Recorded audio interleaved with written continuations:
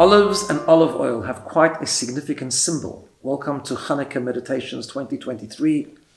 Tonight is the fifth night of Chanukah, Chanukah Sameach. The miracle of the Chanukah lights took place in the candelabra, the menorah of the temple, where every night they would light with olive oil. The whole miracle of the oil that lasted for 8 days rather than one is about olive oil. In fact, many people have the custom, it's not halachically required, but many people have the custom to light the Chanukah candles with olive oil. I'm going to share with you a fun fact, a very interesting thing that the Talmud tells us. Talmud says that it's not such a good idea to eat a lot of olives because olives are bad for your memory. Strangely enough, however, says the Talmud, olive oil is good for your memory.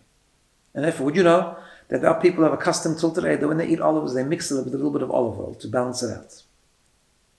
So, what this tells us is that olives is a kind of almost connected with something negative, whereas olive oil is such a positive thing.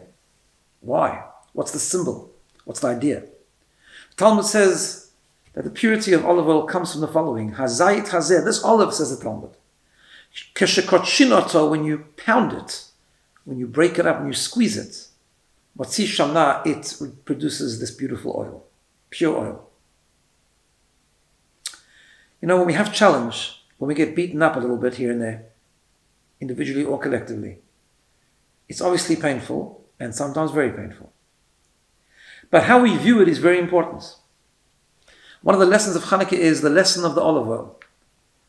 Never to put in effort, never to feel uncomfortable, is like the olive. It's not good for permanence, not good for strength. It's not good for memory. Olive oil is really good. Sometimes the olive gets a bit of a shake-up.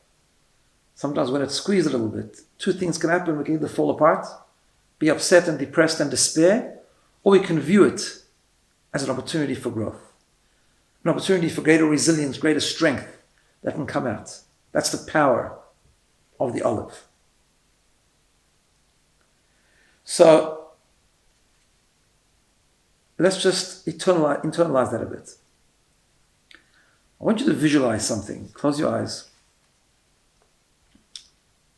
And just visualize some ground that is smooth ground.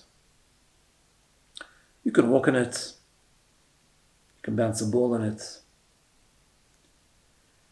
And then a farmer comes along. Just visualize this. Takes a pitchfork or a sheen and just completely breaks up the soil. Just breaks it up. And you're in the middle of playing ball. You're not impressed. You can't walk on it anymore. You can't play ball there anymore. It's brokenness.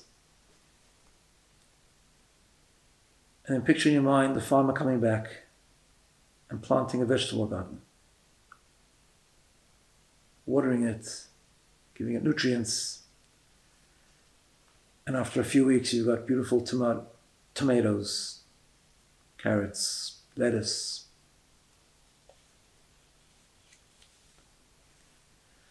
Broken soil can be a place that is all broken up and you can't walk there.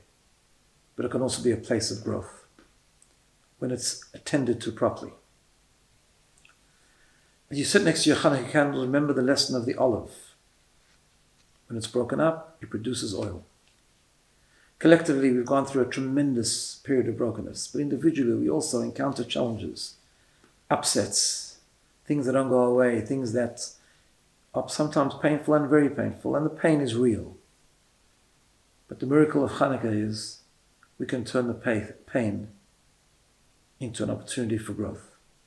We can find the miracle in the brokenness. We can produce the oil if we're prepared to squeeze the olive. Just another lesson from your Chanukah candles. Chanukah Sameach to everyone.